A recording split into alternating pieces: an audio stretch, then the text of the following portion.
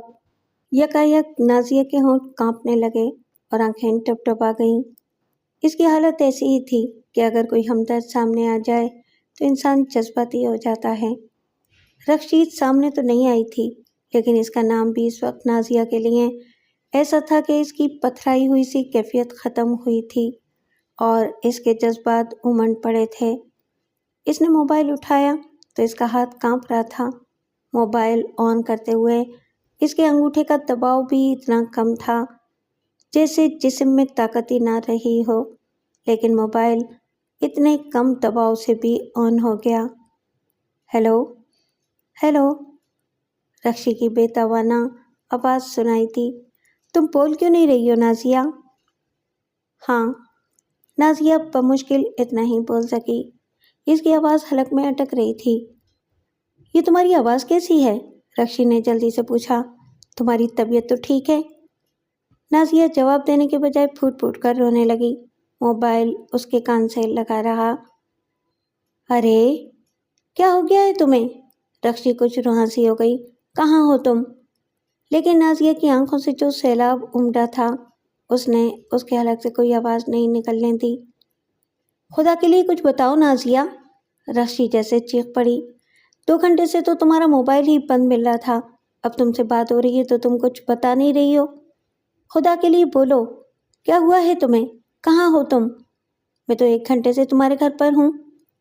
मैं आ रही, नाज़िया बड़ी मुश्किल से बोल सकी और मोबाइल उसके हाथ से छूटकर उसकी गोद में गिर पड़ा। वो उसने ऑफ भी नहीं किया था।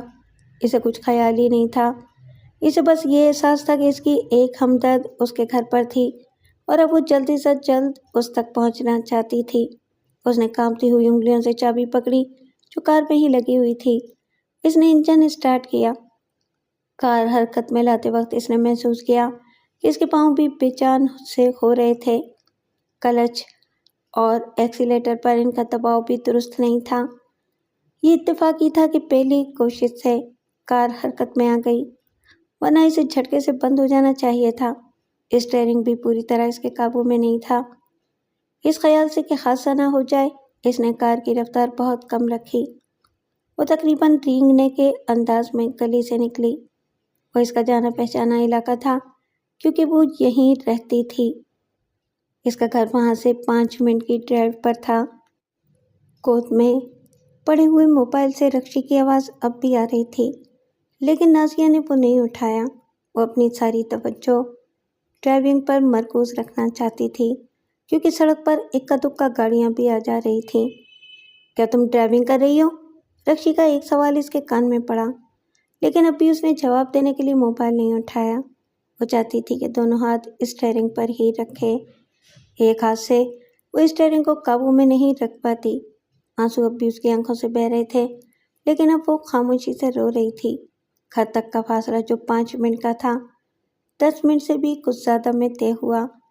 उसने अपने घर के फाटक पर पहुंचकर इलेक्ट्रिक पोल की रोशनी में रक्षी को देखा, जो बेताब होकर घर से बाहर निकल आई थी। नाज़िया को अपनी कार की हेडलाइट जलाने का ख्याल ही नहीं आया था। रक्षी ने कुछ दूर ही से उसकी कार देख ली होगी, लेकिन अब उसने मोबाइल अपने कान से नहीं लगाया था। इसीलिए नाज़िया के मोबाइल से भी अब उसकी आवाज़ नहीं आ रही थी। नाज़िया के घर का फाटक खुला हुआ था। वो रक्षी ही ने इसकी कार देखकर खुलवाया होगा। नाज़िया के सभी मुलाजमीन को रक्षी और साकिब से इसके खत दर्जा करीबी ताल्लुकात का अंदाज़ा हो चुका था, इसलिए वो दोनों इसकी अदम मौजूदगी में भी उसके घर आ सकते थे और मुलाजमीन इन दोनों के किसी भी हुक्म की तामील इसी तरह करते थे जैसे इस घर की मालिक नाज़िया ही नहीं बल्कि रक्षी और साकिब भी हों। नाज़िया के आंसू अब रुक चुके थे। हवास की बहाली भी किसी हद तक हो गई थी, वरना वो कार चलाकर घर तक पहुंच भी नहीं पाती। उसका चेहरा अलबत्ता अभी आंसुओं से भीगा हुआ था। मुलाजमीन को देखकर उसने फाटक पर ही कार रोक दी और जैकेट ही की आस्तीनों से अपना भीगा हुआ चेहरा साफ करने की कोशिश की। रक्षी जल्दी से दूसरी तरफ का दरवाज़ा खोलकर नाज़िया के बराबर में बैठ गई और जल्दी से बोली, गाड़ी चलाओ नाज़िया। नाज़िया पे कार हरकत में लाई। मुलाजमीन ने इसकी हालत देखी तो परेशान नजर आने लगे। اور انہوں نے ایک دوسرے کی طرف دیکھا۔ نازیہ نے ان کی طرف دھیان نہیں دیا اور کار برآمدے کے سامنے لے جا کر روک دی۔ جب وہ انجن بند کرنے کے بعد دروازہ کھول کر اتر رہی تھی تو اس کے قدم ٹگمگا رہے تھے۔ رکشی نے فوراً اسے سہارا دیا۔ وہ نازیہ سے پہلے ہی دروازہ کھول کر ڈرائیونگ سیٹ کی طرف آ گئی تھی۔ ملازمین پیچھے پیچھے آ رہے تھے۔ چوکیدار نے پھاٹک بند کر دیا تھا۔ رکشی نازیہ کو سہارا دیے اس کی خوابگاہ کی طرف بڑھتے ہوئے بولی، تمہارا فون نہ ملنے کی وجہ سے پریشان ہو کر میں نے ثاقب کو اطلاع کر دی تھی۔ وہ بھی پریشان ہو گیا۔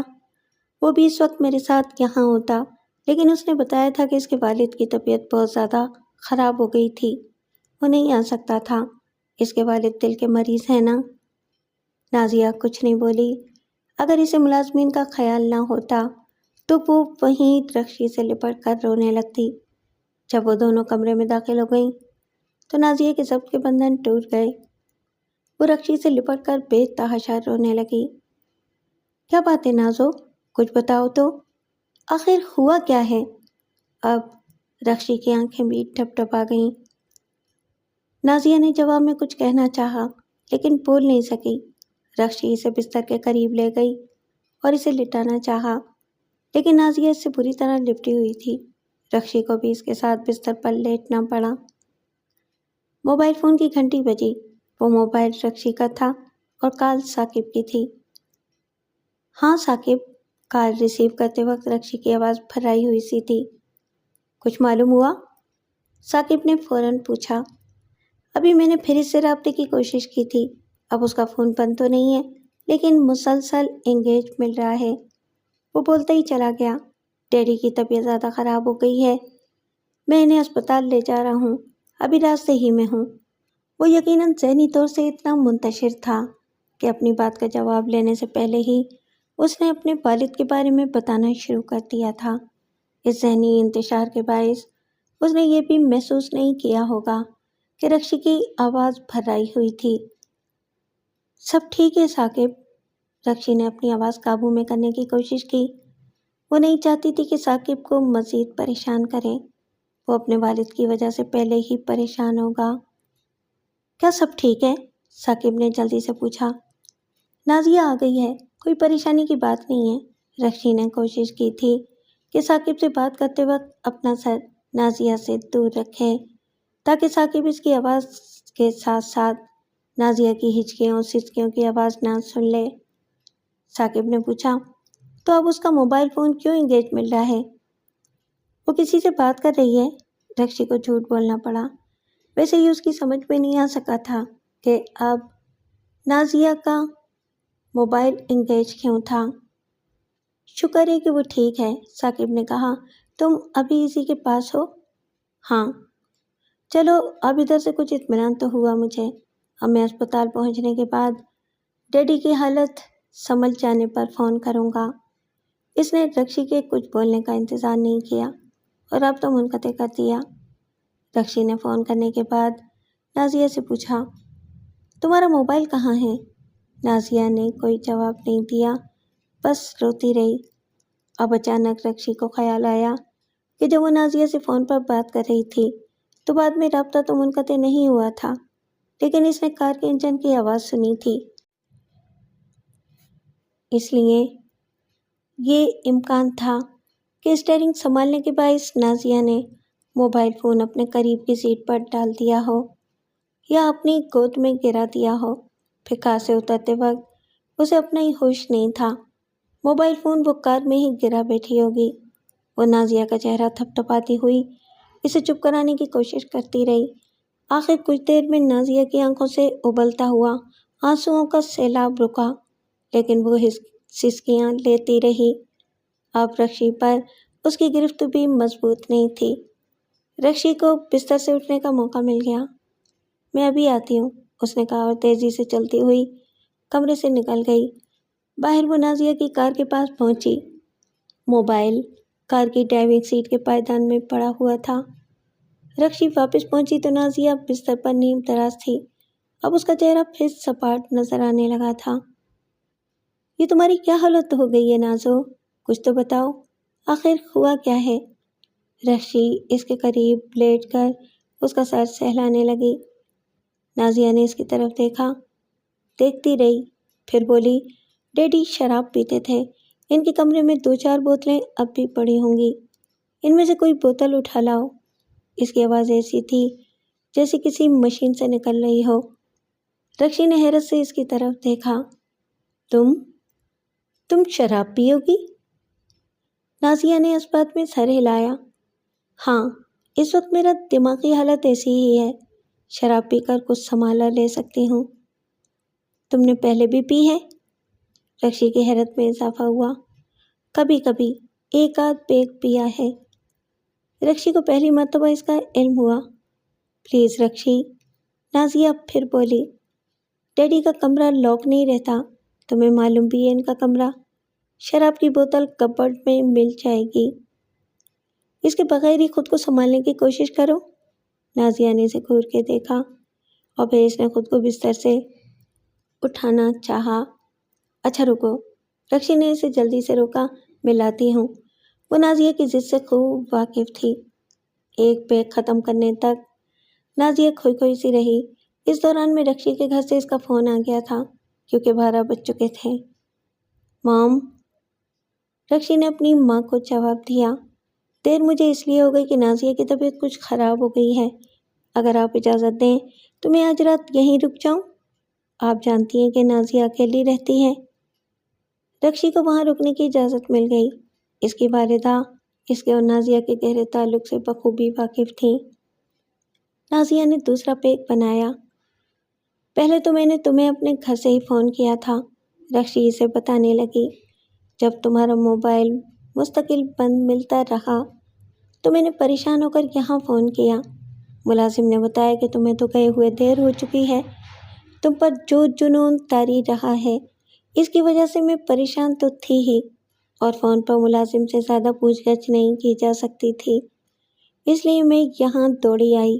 میں نے ثاقب کو بھی فون کر دیا تھا، وہ بھی یہاں آ گیا۔ ملازمین سے کوئی خاص بات معلوم نہیں ہو سکی، پھر ثاقب کے گھر سے فون آ گیا۔ آدھا پیگ ایک سانس میں پی لینے کی وجہ سے اس کا سینہ جل اٹھا تھا۔ رکشی اب بھی تشویش کی نظر سے اسے دیکھ رہی تھی۔ گلاس اب بھی نازیہ کے ہاتھوں میں دبا ہوا تھا۔ رکشی نے اسے گلاس لینے کی کوشش نہیں کی، اسے اندازہ تھا کہ نازیہ گلاس نہیں دے گی۔ 1 منٹ بعد نازیہ نے آنکھیں کھول کر کسی حد تک سیدھی بیٹھ کر ایک گھونٹ لیا۔ میں باتھ روم ہو آؤں، اس نے کہا، اور گلاس سائڈ ٹیبل پر رکھ کر بستر سے اٹھنے لگی۔ رکشی نے اسے سہارا دینا چاہا۔ اس کی ضرورت نہیں ہے، نازیہ بولی۔ رکشی نے اسے چھوڑ دیا، وہ باتھ روم کی طرف بڑھ گئی۔ اب رکشی نے اٹھ کر کمرے کا ہیٹر آن کر دیا تھا۔ اس کا ذہن اتنا الجھا رہا تھا کہ اتنی دیر تک اسے خیال ہی نہیں آیا تھا، اور نازیہ تو اپنے آپ ہی میں نہیں تھی۔ جب وہ باتھ روم سے نکلی تو اس نے منہ دھو لیا تھا اور اپنے بکھرے بال بھی ٹھیک کر لیے تھے۔ اس نے ہیٹر آن دیکھ کر اپنی جیکٹ اتار دی اور جینز میں اڑسا ہوا ریوالور نکال کر سائڈ ٹیبل کی دراز میں ڈال دیا۔ ریوالور دیکھ کر رکشی کو تعجب نہیں ہوا، وہ اس بارے میں جانتی تھی۔ نازیہ گلاس اٹھا کر ٹہلتے ہوئے چھوٹے چھوٹے گھونٹ لینے لگی، لیکن جلدی جلدی۔ اتنی تیزی سے نہ پیو، رکشی بولی۔ نازیہ نے ٹہلتے ٹہلتے گلاس ختم کیا، پھر تیسرا پیگ بنا کے بستر پر بیٹھ گئی۔ رکشی کی نظریں اس کے چہرے پر جمی ہوئی تھیں، جس کے تاثرات بار بار بدل رہے تھے۔ کبھی وہ مغموم نظر آتی، کبھی اس کے چہرے سے اشتعال جھلکنے لگتا۔ میں تجھے ہرگز نہیں چھوڑوں گی، ہرگز نہیں، وہ آدھا گلاس ختم کرنے کے بعد اس طرح بڑبڑائی جیسے اس پل رکشی کی موجودگی کا اسے خیال ہی نہ رہا ہو اور وہ خود کو تنہا سمجھ رہی ہو۔ رکشی چونکی۔ کس کو نہیں چھوڑو گی؟ اس کی آواز نے نازیہ کو چونکایا۔ گلاس پر اس کی گرفت سخت ہو گئی اور وہ رکشی کی طرف دیکھتے ہوئے بولی، جس نے آج مجھے لوٹ لیا۔ لوٹ لیا؟ رکشی حیرت سے بولی، کوئی کچھ چھین لے گیا تم سے؟ ہاں، مگر کیسے؟ میں ایک شاپنگ پلازا میں تھی جب مجھے اغوا کیا گیا۔ رکشی پھر چونکی۔ نازیہ بولتی رہی۔ وہ یقیناً ایاز نائک کے آدمی تھے۔ انہیں نہ جانے کیسے، نہ جانے کیوں یقین تھا کہ ان کے 3 ساتھیوں کو میں نے ہی مروایا ہے۔ کار میں انہوں نے مجھے بے ہوش کر دیا۔ پھر جب میری آنکھ کھلی تو میں ایک بستر پر تھی، لیکن میرے ہاتھ پیر اس طرح جکڑ دیے گئے تھے کہ میں مزاحمت نہ کر سکوں۔ اس کمرے میں صرف ایک شخص تھا جس نے اپنا چہرہ نقاب میں چھپا رکھا تھا۔ اس نے مجھے لوٹا اور میں رونے دھونے کے سوا کچھ بھی نہیں کر سکی۔ رکشی کا چہرہ سفید پڑ گیا۔ تمہارا مطلب یعنی؟ وہ ہکلا گئی۔ ہاں، نازیہ نے کہا، وہی مطلب ہے جو تم سمجھی ہو۔ میں نے تمہیں سب کچھ بتا دیا، لیکن میری ذلت کی یہ کہانی ثاقب کو نہ سنانا۔ رکشی کی آنکھوں میں آنسو آ گئے۔ نازیہ پاگلوں کی طرح ہنسی۔ لٹی تو میں ہوں، تم کیوں رونے لگی؟ رکشی جو پہلے ہی سے بستر پر بیٹھی ہوئی تھی، اپنے آنسوؤں پر قابو پانے کی کوشش کرنے لگی اور اس نے اپنا سر نازیہ کی گود میں ڈال دیا۔ اسی کے بارے میں کہا تھا نا میں نے؟ نازیہ کھوئی کھوئی سے انداز میں بولی۔ میں اسے چھوڑوں گی نہیں، خواہ مجھے کچھ بھی کرنا پڑے۔ میں اپنی جان پر کھیل جاؤں گی۔ اپنی زندگی سے اب مجھے کوئی دلچسپی نہیں۔ یہ میری سمجھ میں نہیں آ سکا ہے کہ اس نے مجھے لوٹنے کے بعد زندہ کیوں چھوڑ دیا۔ قدرت نے ہی اس کے دل میں یہ بات ڈالی ہوگی تاکہ اسے تڑپا تڑپا کر مارنے کا موقع مل جائے مجھے۔ رکشی نے اس کی گود سے سر اٹھایا۔ اس نے اپنی آنکھیں خشک کی اور بھرائی ہوئی آواز میں بولی، تمہیں یاد ہے میں نے تم سے کہا تھا کہ ان جیسے خطرناک لوگوں سے ٹکراؤ گی تو مزید ذلت بھی اٹھانا پڑ سکتی ہے؟ ہاں۔ نازیہ نے ٹھنڈی سانس لے کر ایک بڑا گھونٹ لیا اور پھر بولی، تم نے ٹھیک کہا تھا، عورت واقعی ایک کمزور مخلوق ہے، لیکن ایک اور بات بھی طے ہے، عورت کو جب غصہ آ جائے تو وہ زہریلی ناگن بھی بن جاتی ہے جس کا ڈھسا پانی نہیں مانگتا۔ تم خود کو کسی اور مصیبت میں ڈال لو گی، رکشی نے کپ کپاتی ہوئی سی آواز میں کہا۔ اب ہمارے ملک میں M.A بہت بڑی چیز ہوتا ہے۔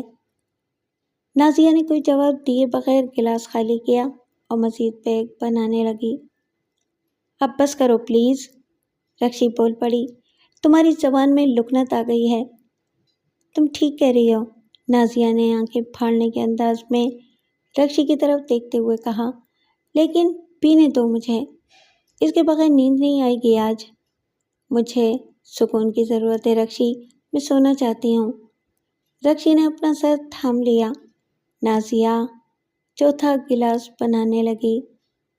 چوتھا پیک پیتے ہوئے وہ بستر پر نیم دراز ہو گئی۔ غالباً اسے خود بھی احساس ہو گیا تھا کہ وہ توازن قائم رکھنے میں دشواری محسوس کر رہی تھی۔ رکشی اب خاموشی سے اس کی طرف دیکھتی رہی۔ غالباً اسے اندازہ ہو گیا تھا کہ اب وہ کچھ کہے گی بھی تو نازیہ کی سمجھ میں نہیں آئے گا۔ عورت، نازیہ بڑبڑائی، کیوں ہے عورت اس دنیا میں؟ اس کا دماغ اب ہواؤں میں اڑ رہا تھا۔ یہ تو مردوں کی دنیا ہے، وہ بڑبڑاتی رہی، درندوں کی دنیا۔ عورت تو ہرنی ہے، کیوں ہے وہ درندوں کے اس جنگل میں؟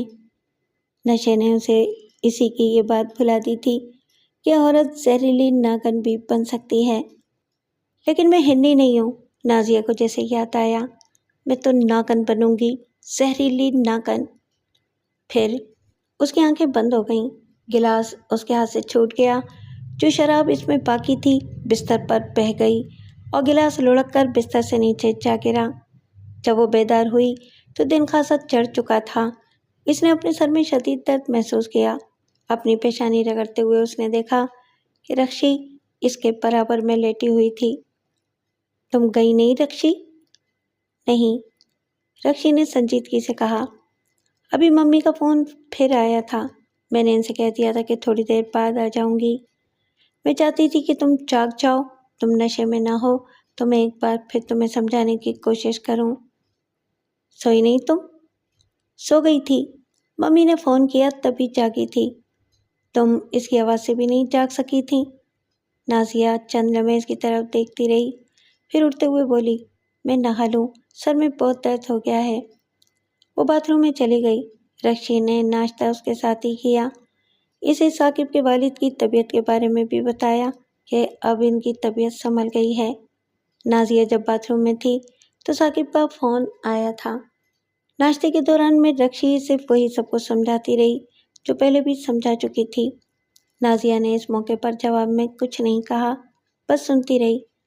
اس کی مسلسل خاموشی سے رکشی کے چہرے پر مایوسی پھیل گئی۔ اس کا دل نہیں چاہ رہا تھا کہ نازیہ کو تنہا چھوڑے، لیکن رات بھر گھر سے غائب رہنے کے بعد اب اس کا جانا ضروری تھا۔ نازیہ اسے چھوڑنے کے لیے باہر تک گئی جہاں نازیہ کی کار کھڑی تھی۔ رکشی نے اپنی ڈرائیونگ سیٹ کا دروازہ کھولنے سے پہلے نازیہ کو اپنے سینے سے لگایا اور بھرائی ہوئی آواز میں بولی، کوئی ایسا قدم نہ اٹھانا نازو کہ میں اپنی ایک اچھی دوست سے ہمیشہ کے لیے محروم ہو جاؤں۔ نازیہ نے ہنس کر اس کی پیٹھ تھپکی لیکن کچھ کہا نہیں۔ رکشی چلی گئی۔ نازیہ اپنے کمرے میں آ گئی۔ شراب کی بوتل سرانے سائڈ ٹیبل پر موجود تھی، لیکن اب نازیہ نے اس کی طرف دھیان نہیں دیا۔ اب اسے ہوش و حواس کے ساتھ سوچنا تھا کہ وہ کیا کر سکتی ہے۔ غسل کرنے اور ناشتہ کرنے کے بعد اس کے سر کا درد ختم ہو گیا تھا۔ گزشتہ رات اس کے ساتھ جو کچھ ہو گیا تھا، اس کے صدمے سے وہ باہر آ چکی تھی۔ اب اس کے رگوں پہ میں صرف انتقام کی لہریں دوڑ رہی تھیں۔ رکشی کے سمجھانے بجھانے کا اس نے کوئی اثر نہیں لیا تھا۔ وہ ہر صورت میں ایاز نائک سے انتقام لینا چاہتی تھی۔ سوچتے سوچتے اس کے دماغ میں پھر عامر کا نام ابھرا، جس کے بارے میں اسے معلوم ہو چکا تھا کہ وہ بہت غلط راستوں پر نکل گیا تھا۔ ایک مرتبہ نازیہ اس کا نام اپنے ذہن سے جھٹک چکی تھی، لیکن اب حالات دوسرے تھے۔ کافی سوچ بچار کے بعد اس نے عامر سے ملنے کا فیصلہ کر لیا۔ اب اس کے سامنے دشواری یہ تھی کہ وہ اس تک پہنچے کیسے۔ وہ اس کے گھر سے بھی ناواقف تھی اور اسے اس کا کوئی کانٹیکٹ نمبر بھی نہیں معلوم تھا۔ سوچتے سوچتے اسے رؤوف کا خیال آیا، جو عامر کا دوست تھا۔ وہ بھی ایک لفنگا ہی تھا۔ نازیہ ایک مرتبہ کہیں سے گزرتے وقت اتفاق سے رؤوف کو ایک گھر میں جاتے دیکھ چکی تھی۔ اگرچہ یہ ضروری نہیں تھا کہ وہ اسی کا گھر ہو، لیکن اس گھر سے اس کا کوئی تعلق یقیناً ہونا چاہیے تھا۔ اس تعلق ہی کے باعث یہ بات ممکن تھی کہ وہاں سے اس گھر کا پتہ چل جاتا جہاں وہ رہتا تھا۔ نازیہ اس معاملے میں رکشی یا ثاقب سے مدد لے سکتی تھی، لیکن اب وہ مناسب نہیں سمجھ رہی تھی کہ ان دونوں کو اپنے عزائم سے باخبر کرے۔ ایک بار پھر وہ دونوں اس کے لیے ناصب بن جاتے، اور یہ بھی ممکن تھا کہ جس طرح ثاقب نے دارا افزین کا پتہ لگانے کے سلسلے میں اس سے تعاون نہیں کیا تھا، اسی طرح اب اس کے ساتھ رکشی بھی اس سے تعاون کرنے کے لیے آمادہ نہ ہوتی۔ 12 بجے کے قریب نازیہ اس گھر سے نکل کھڑی ہوئی۔ اس کی کار کا رخ اس علاقے کی طرف تھا جہاں وہ رؤوف کو ایک گھر میں جاتے دیکھ چکی تھی۔ وہ رہائشی علاقہ تھا۔ وہاں پہنچ کر نازیہ کو احساس ہوا کہ گزرے ہوئے عرصے میں وہاں خاصی تبدیلی آ چکی تھی۔ غالباً کچھ لوگوں نے اپنے گھر تلوا کر دوبارہ تعمیر کروا لیے تھے، یا صرف بیرونی حصوں میں تبدیلیاں کی تھیں۔ گھروں کی منزلوں میں بھی اضافہ نظر آ رہا تھا۔ کیونکہ وہ ایک کشادہ راستہ تھا، اس لیے نازیہ کو یہ یقین بہرحال تھا کہ انہی گلیوں میں کہیں وہ گھر ہونا چاہیے جس کی اسے تلاش تھی۔ ان میں سے بعض گھروں پر نمبر پلیٹ اور نیم پلیٹ موجود تھی اور بعض پر نہیں تھی۔ پھر بھی نازیہ نے کار کی رفتار کم کر کے وہ نیم پلیٹ دیکھی جو تھیں۔ اس عمل سے بھی وہ کسی حتمی نتیجے تک نہیں پہنچ سکی، اور یہ اسے مناسب نہیں معلوم ہوا کہ وہ مختلف گھروں کی کال بیل بجائے اور لوگوں سے رؤوف کے بارے میں پوچھے۔ اسی سڑک پر ایک بہت بڑا ڈپارٹمنٹل ٹائپ کا ایک جنرل اسٹور تھا۔ نازیہ نے اپنی کار وہاں روکی اور اتر کر اس میں داخل ہوئی۔ اس کا خیال تھا کہ اس قسم کے اسٹور کو آس پاس رہنے والے بیشتر لوگوں کے بارے میں کچھ نہ کچھ معلوم ہوتا ہے۔ نازیہ نے بلا ضرورت کچھ چیزیں خریدیں اور پھر ادائیگی کے کاؤنٹر پر جا کر بل دینے کے بعد بولی، محترم، مجھے یہاں ایک صاحب سے ملنا ہے، لیکن کئی سال بعد آئی ہوں، اس لیے گھر بھول گئی ہوں۔ شاید آپ کو علم ہو، یہاں کوئی رؤوف صاحب رہتے ہیں؟ رؤوف صاحب؟ وہ جو انجینئر ہیں؟ تو پہلے میں یہاں آئی تھی تو وہ انجینئر نہیں تھے، اب شاید ہو گئے ہوں۔ تو پھر آپ کو رؤوف انجینئر صاحب ہی کے گھر کی تلاش ہوگی۔ میں اس نام کے صرف 2 افراد کو جانتا ہوں، دوسرے رؤوف صاحب تو 50 سال سے زیادہ کے ہوں گے۔ رؤوف انجینئر صاحب ابھی 6 ماہ پہلے انجینئر بنے ہیں۔ تعلیم مکمل کرنے کے بعد وہ کچھ دن تو بیکار ہی رہے تھے۔ اگر اسٹور سے باہر نکل کر بائیں جانب جائیں تو 11 مکان چھوڑ کر 12واں گھر انہی کا ہے۔ چاکلیٹی رنگ کی دیواروں کا اس رو میں وہی ایک گھر ہے۔ شاید آپ کو انہی رؤوف صاحب کی تلاش ہو۔ بہت بہت شکریہ، میں دیکھ لیتی ہوں۔ نازیہ اسٹور سے نکل آئی اور اسٹور والے کے بتائے ہوئے مکان کے سامنے جا کر رکی۔ اس نے کال بیل کا بٹن دبایا اور ادھر ادھر نظریں دوڑاتے ہوئے سوچنے لگی، یہی مکان ہونا چاہیے۔ اب اس مکان میں تبدیلی یہ آئی تھی کہ پہلے اس کی صرف 1 منزل تھی، لیکن اب وہ 3 منزلہ تھا۔ اب یہ بات بہرحال طے تھی کہ یہاں رؤوف کسی سے ملنے نہیں آیا تھا، بلکہ رہتا ہی یہاں تھا۔ کال بیل کے جواب میں جو عورت دروازہ کھول کر باہر آئی وہ وضاحت سے ملازمہ معلوم ہوتی تھی۔ رؤوف صاحب سے ملنا ہے مجھے، نازیہ نے اس سے کہا۔ وہ تو جی ابھی گھر پر نہیں ہیں، دفتر گئے ہوئے ہیں۔ کب آتے ہیں؟ 5-6 بجے تک آئیں گے۔ اچھا، نازیہ نے کچھ سوچا، پھر اپنے بیگ سے چھوٹی سی نوٹ بک نکالتے ہوئے بولی، میں تمہیں اپنا نمبر دے جاتی ہوں، یہ دے دینا انہیں، وہ مجھے فون کر لیں۔ ملازمہ نے سر ہلانے پر اتفاق کیا۔ نازیہ نے نوٹ بک کا ایک ورق پھاڑ کر اپنا موبائل نمبر لکھا، اپنا نام دانستہ نہیں لکھا۔ اسے یقین تھا کہ نام نہ ہونے کے باوجود رؤوف متجسس ہو کر اسے فون ضرور کرے گا۔ ملازمہ کو وہ نمبر دے کر مڑی اور اپنی کار میں جا بیٹھی۔ اب اسے اور کوئی کام نہیں تھا، اس لیے اپنے گھر کی طرف روانہ ہو گئی۔ 1:30 بج چکا تھا جب وہ گھر پہنچی۔ رؤوف اور اس کے بعد عامر سے ملنے کا خیال اسے ہیجان میں مبتلا کر چکا تھا۔ کچھ دیر آرام کرنے کے بعد وہ کھانا کھانے کے لیے بیٹھی اور ابھی اس نے چند ہی لقمے لیے تھے کہ اس کے موبائل کی گھنٹی بجنے لگی۔ اس نے اسکرین پر ایک اجنبی نمبر دیکھا۔ کون ہو سکتا ہے؟ اس کے دماغ میں سوال ابھرا۔ اس کے خیال کے مطابق رؤوف کا فون تو 5 بجے کے بعد آنا چاہیے تھا۔ بہرحال اس نے کال ریسیو کی۔ ہیلو، آپ کون بول رہی ہیں؟ دوسری طرف سے مردانہ آواز آئی۔ میں اپنے دفتر سے بول رہا ہوں، ابھی میرے گھر سے فون آیا تھا کہ کوئی خاتون مجھ سے ملنے کے لیے گھر پہنچی تھی۔ میں گھر پر نہیں تھا، اس لیے وہ اپنا کانٹیکٹ نمبر چھوڑ گئی تھی۔ نازیہ کے ہاتھ میں دبا ہوا نوالا چھوٹ کر پلیٹ میں گر گیا۔ اب کسی شبے کی گنجائش ہی نہیں تھی کہ کال کرنے والا رؤوف تھا۔ میں نے اسی نمبر پر فون کیا ہے، رؤوف کی آواز آئی۔ کیا آپ بھی میرے گھر پہنچی تھی؟ یقیناً، نازیہ نے فوراً جواب دیا۔ میرا نام نازیہ ہے۔ نازیہ؟ رؤوف کے لہجے میں الجھن تھی۔ بریگیڈیئر فیاض احمد کی بیٹی۔ اوہ، اس مرتبہ چونک کر کہا گیا۔ اوفو، اتنے سال بعد تمہیں میرا خیال کیسے آ گیا؟ سچی بات تو یہ ہے رؤوف کہ مجھے عامر سے ملنا ہے، لیکن مجھے نہ تو اس کا گھر معلوم ہے اور نہ اس کا کانٹیکٹ نمبر ہے میرے پاس۔ تمہارا گھر تو مجھے اتفاق سے معلوم تھا، اس لیے پہنچ گئی۔ واہ، رؤوف دھیرے سے ہنسا۔ تعجب ہے کہ تم عامر سے ملنا چاہتی ہو؟ دراصل یہ رؤوف کے سامنے کی بات تھی جب نازیہ نے عامر کے منہ پر تھپڑ مارا تھا۔ میں سمجھ سکتی ہوں کہ تمہیں تعجب کیوں ہو رہا ہے، نازیہ نے سنجیدگی سے کہا۔ حقیقت یہ ہے، رؤوف کے ماضی میں جو کچھ ہوا وہ میری غلطی تھی، مجھے وہ نازیبہ حرکت نہیں کرنا چاہیے تھی۔ میں اس سلسلے میں عامر سے معافی مانگنا چاہتی ہوں۔ کیا تم مجھے اس کا پتہ یا نمبر دے سکتے ہو؟ دوسری طرف چند لمحے خاموشی رہی۔ ہیلو، ہیلو، نازیہ بےتابی سے بول پڑی۔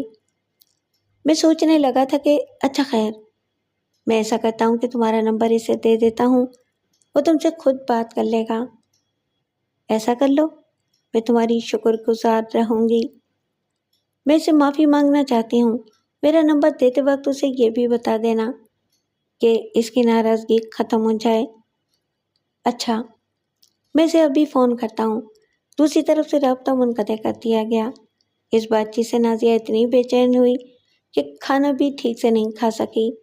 اسے گمان تھا کہ رؤف سے اس کے بارے میں معلوم ہوتے ہی عامر اسے فون کرے گا۔ وہ اس کی کال کے لیے بے چین ہو کر ڈرائنگ روم سے اپنے کمرے میں آ گئی اور ٹہلنے لگی۔ 15 منٹ بعد اس کے موبائل کی گھنٹی بجی۔ اسکرین پر اسے ایک اجنبی نمبر دکھائی دیا۔ اس نے فوراً کال ریسیو کی۔ عامر بول رہا تھا،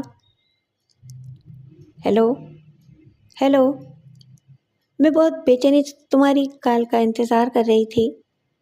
مجھے تعجب ہوا، اتنے عرصے بعد تمہیں خیال آیا ہے کہ تم نے میرے ساتھ زیادتی کی تھی، اس لیے تمہیں مجھ سے معافی مانگنی چاہیے۔ رؤف نے مجھے یہی بتایا ہے۔ ٹھیک بتایا ہے، میں واقعی بہت پشیمان ہوں۔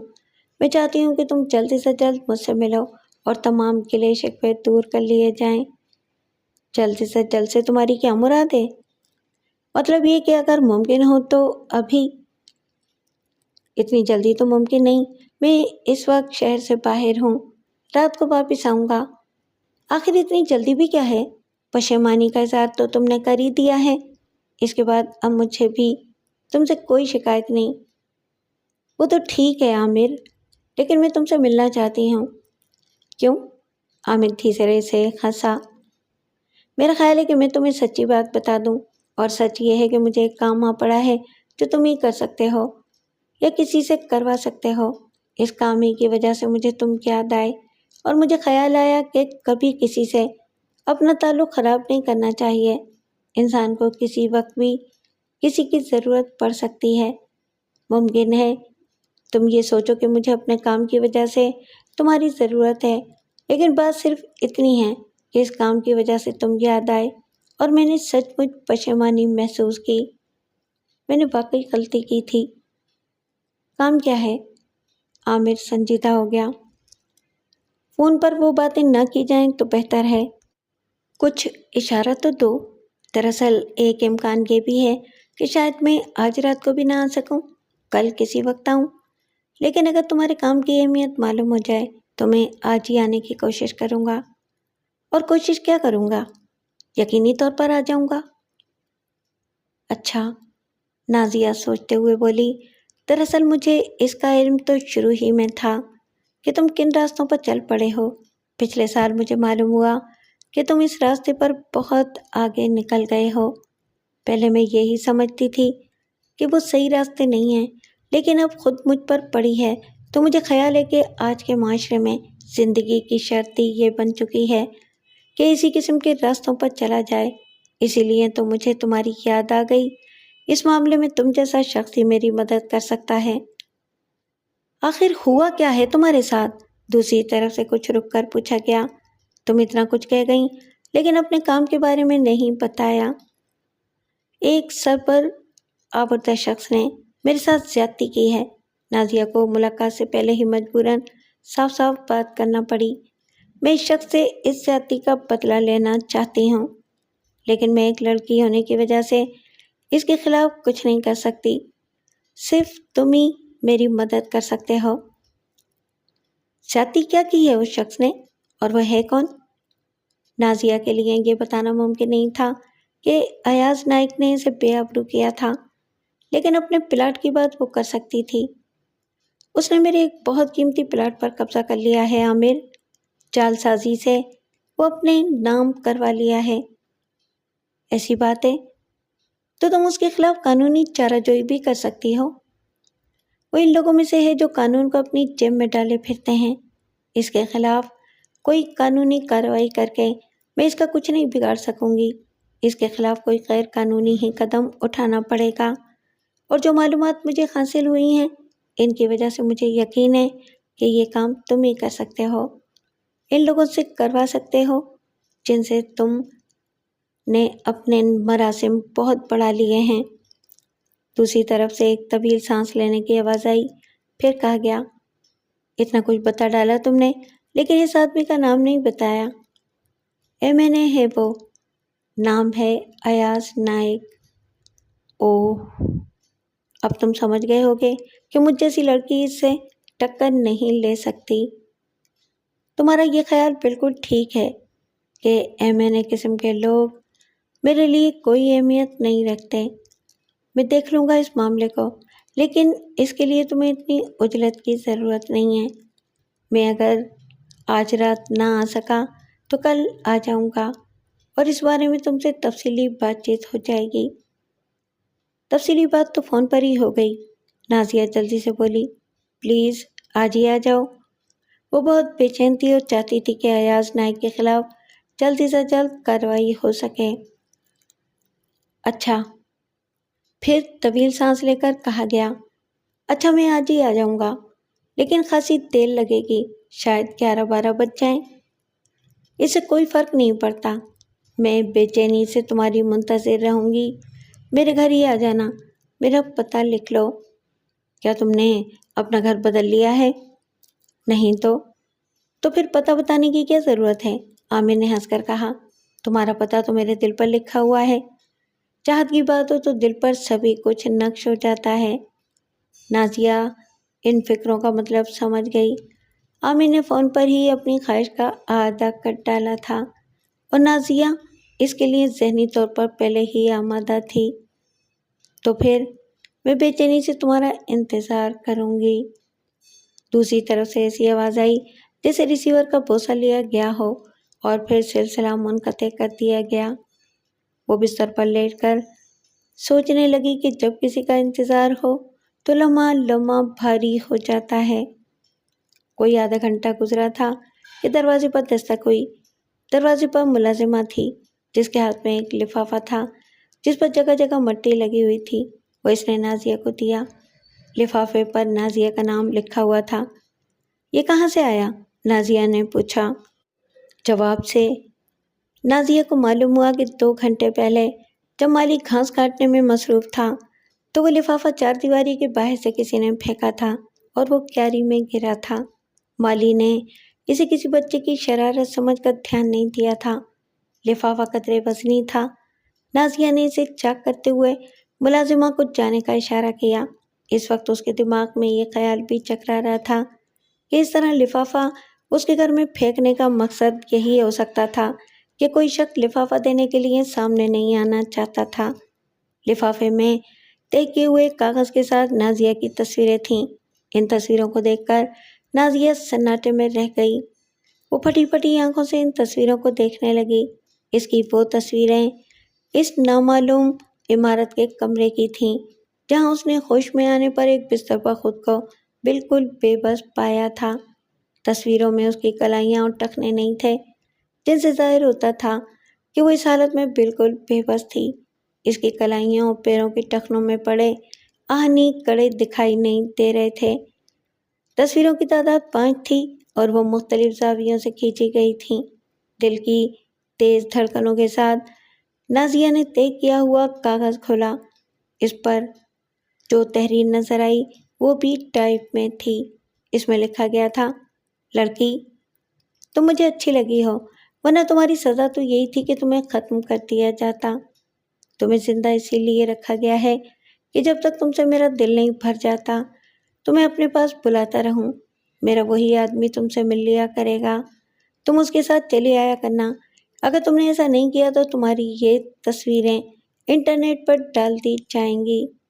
تصویروں کے ساتھ تمہارا اور تمہارے باپ کا نام بھی ہوگا۔ تم کسی کو منہ دکھانے کے قابل نہیں رہو گی، اس لیے جب تک میں تمہیں بلاتا رہوں آتی رہنا۔ انکار کی صورت میں آخری جملہ ادھورا ہی چھوڑ دیا گیا تھا۔ کہاں تو ان تصویروں کو دیکھ کر نازیہ سناٹے میں آ گئی تھی اور کہاں اب یہ ہوا کہ غصے سے اس کی مٹھیاں بھیج گئیں۔ تیری موت بہت ضروری ہو گئی ہے ایاز نائک، وہ بڑبڑائی۔ شام کو ثاقب اس سے ملنے آیا۔ کیسے ہیں اب تمہارے والد؟ نازیہ نے بے اختیار پوچھا۔ اب وہ ٹھیک ہیں، اور کل رات تو میں بہت گھبرا گیا تھا ان کی حالت کو دیکھ کر۔ رکشی کے ساتھ میں بھی تمہارے گھر پر ہوتا اگر ان کی وہ حالت نہ ہو جاتی تو۔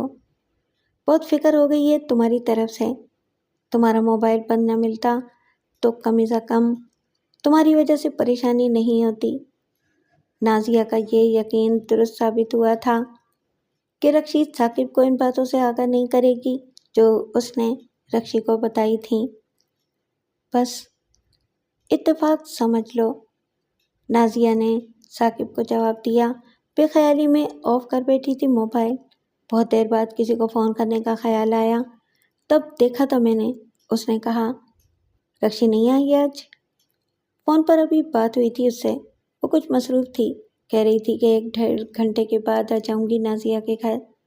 اس کے بعد ثاقب تقریباً آدھے گھنٹے تک بیٹھا رہا۔ اس نے صاف صاف بات تو نہیں کی مگر اشاروں کنایوں میں یہ جاننے کی کوشش کرتا رہا کہ نازیہ نے ایاز نائک کے خلاف کوئی غیر قانونی قدم اٹھانے کا ارادہ ختم کر دیا ہے یا ابھی تک غصے میں ہے اور کچھ سوچ رہی ہے، کیونکہ دارا اب تو پولیس مقابلے میں مارا جا چکا تھا۔ زیادہ صاف بات ثاقب نے شاید اسی لیے نہیں کی ہوگی کہ اگر وہ نازیہ کو سمجھانے کی کوشش کرے گا تو وہ پھر بھڑک جائے گی۔ ایک مرتبہ تو وہ اس کے ساتھ بے رخی سے پیش آ ہی چکی تھی۔ نازیہ اس کے اشاروں کنایوں کو نظر انداز کرتی رہی۔ آخر ثاقب چلا گیا۔ 1 گھنٹے بعد رکشی آئی۔ ہاں، فون کیا تھا ثاقب نے؟ وہ نازیہ کے استفسار پر بولی۔ میں آج دن بھر سوتی رہی ہوں، ابھی 2 گھنٹے پہلے جاگی تھی۔ کھانے کا وقت قریب ہے، کھانا لگواؤں؟ نہیں، رکشی نے جواب دیا، ابھی گھر سے کھا کر چلی تھی۔ اب تم کیسا محسوس کر رہی ہو؟ کیا مطلب؟ رکشی نے براہ راست سوال کرنے کے بجائے پوچھا۔ اور شراب تو نہیں پی؟ نہیں۔ جو کچھ ہو گیا اسے بھولنے کی کوشش کرو نازیہ، رکشی نے سنجیدگی سے کہا۔ موجودہ حالات میں اس قسم کے لوگوں سے ٹکرانا کسی اور بدترین صورتحال کا سبب بھی بن سکتا ہے۔ نازیہ نے اس طرح سر ہلا کر نظریں جھکا لیں جیسے اس نے واقعی حالات کے سامنے سپٹ ڈال دی ہو۔ 1 گھنٹے بعد رکشی بھی چلی گئی۔ اسی دوران میں نازیہ نے کھانا کھا لیا تھا۔ 1 گھنٹے بعد رکشی بھی چلی گئی۔ اسی دوران میں نازیہ نے کھانا کھا لیا تھا۔ رکشی کھانے میں تو اس کے ساتھ شریک نہیں ہوئی تھی، لیکن نازیہ کے کھانے کے بعد اس کے ساتھ چائے پی لی تھی۔ اس کے جانے کے بعد نازیہ کو پھر اس کے علاوہ کوئی کام نہیں تھا کہ عامر کا انتظار کرے۔ وہ ان تصویروں کے بارے میں سوچنے لگی۔ رات کو کھینچی گئی تصویریں اتنی جلدی ڈیولپ ہو کر آ گئی تھیں کہ وہ صبح ہونے کے بعد 11 بجے ہی اس کے گھر پہنچا دی گئی تھیں۔ ایک M.N.A کے لیے یہ کوئی مشکل کام نہیں تھا۔ نازیہ انتظار کرتی رہی۔ وہ سوچ رہی تھی کہ عامر اتنا بڑا کام کر بھی سکے گا یا نہیں۔ نازیہ کے لیے اب ضروری ہو گیا تھا کہ ایاز نائک کو اغوا ہی کیا جائے، کیونکہ اب معاملہ تصاویر کا بھی آ گیا تھا۔ وہ تصویریں اس کے ڈیجیٹل کیمرے میں لازمی طور پر ہونا چاہیے تھیں۔ ان کا ختم کیا جانا بھی ضروری تھا۔ 11 بجنے کے بعد نازیہ کا اضطراب بڑھ گیا۔ اگرچہ عامر نے 11-12 بجے کے درمیان آنے کا وعدہ کیا تھا اور ابھی 12 نہیں بجے تھے کہ وہ بے چین ہونے لگی تھی۔ 11:30 بجے تو اس کا اضطراب اتنا بڑھا کہ وہ باہر برآمدے میں نکل آئی اور وہیں کھڑے کھڑے پھاٹک کی طرف دیکھتی رہی۔ 11:45 بجے اس کی بے چینی اتنی بڑھ گئی کہ اس نے عامر سے رابطہ کرنے کے لیے اپنا موبائل نکالا۔ اسی وقت موبائل کی گھنٹی بجی اور وہ کال عامر کی تھی۔ نازیہ نے موبائل آن کرتے ہوئے کان سے لگایا اور بے تابی سے بول پڑی، کہاں رہ گئے عامر؟ دوسری طرف سے ہلکی سی ہنسی سنائی دی، پھر کہا گیا، بہت ہی بے چین ہو؟ خیر، میں بس پہنچنے ہی والا ہوں۔ نازیہ نے سکون کی سانس لی۔ عامر کی آواز آتی رہی، ویسے میں ابھی خود بھی تمہیں فون کرنے والا تھا۔ میں چاہتا ہوں کہ جب میری کار وہاں پہنچے تو مجھے پھاٹک کھلا ہوا ملے، مجھے پھاٹک پر رکنا نہ پڑے۔ میں نہیں چاہتا کہ کوئی میری کار وہاں کھڑی دیکھ لے۔ خیر، پھاٹک تو میں کھلوا دوں گی، لیکن اگر کوئی تمہاری کار وہاں کھڑی دیکھ لے گا تو اس سے تمہارے لیے کیا فرق پڑے گا؟ یہ میں آ کر ہی بتاؤں گا۔ تم 5 منٹ بعد گیٹ کھلوا دینا۔ میرا خیال ہے کہ میں اب تمہارے گھر سے اتنی ہی دور رہ گیا ہوں کہ 5 منٹ میں پہنچ جاؤں گا، یا شاید 6-7 منٹ لگ جائیں، اس سے زیادہ فرق نہیں پڑے گا۔ ٹھیک ہے، تمہیں پھاٹک کھلا ہوا ملے گا، نازیہ نے جواب دیتے ہوئے اپنی گھڑی پر نظر ڈالی۔ دوسری طرف سے رابطہ منقطع کر دیا گیا۔ نازیہ برآمدے میں ٹہلتی رہی اور بار بار گھڑی پر نظر ڈالتی رہی، پھر برآمدے سے اتر کر پھاٹک کی طرف بڑھی۔ اس نے چوکیدار کو آواز بھی دی تھی۔ نازیہ کے حکم پر پھاٹک کھول دیا گیا۔ ایک کار آنے والی ہے، وہ چوکیدار سے بولی۔ پھاٹک اب اس وقت تک بند نہیں کرنا جب تک کہ وہ اندر نہ آ جائے۔ اچھا بیوی جی، چوکیدار نے کہا۔ نازیہ برآمدے میں چلی گئی اور وہیں کھڑے کھڑے پھاٹک کی طرف دیکھتی رہی۔ پھر بمشکل 1 منٹ گزرا تھا کہ ایک شاندار کار پھاٹک سے اندر آتی دکھائی دی۔ کار کے اندر تاریکی تھی، اس لیے نازیہ عامر کو اس وقت دیکھ سکی جب کار اس کے سامنے آ کر رکی۔ عامر نے ہیڈ لائٹس بجھاتے ہوئے انجن بھی بند کیا اور پھر کار سے اتر کر مسکراتا ہوا برآمدے کی طرف آیا۔ وہ سوٹ میں ملبوس تھا۔ ہیلو، نازیہ نے اس کا استقبال کیا۔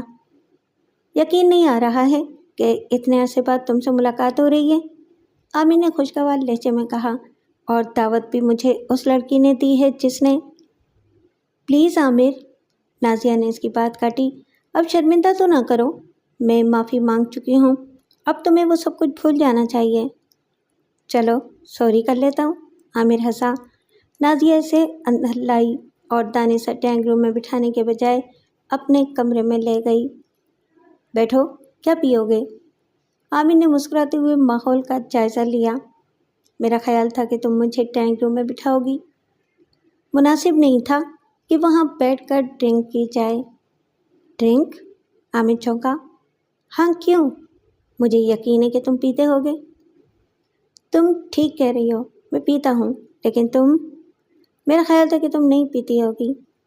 کبھی کبھی ایک آدھ لے لیتی ہوں، نازیہ نے جواب دیتے ہوئے بوتل نکالی۔ تم کوئی اور برانڈ تو پسند نہیں کرتے؟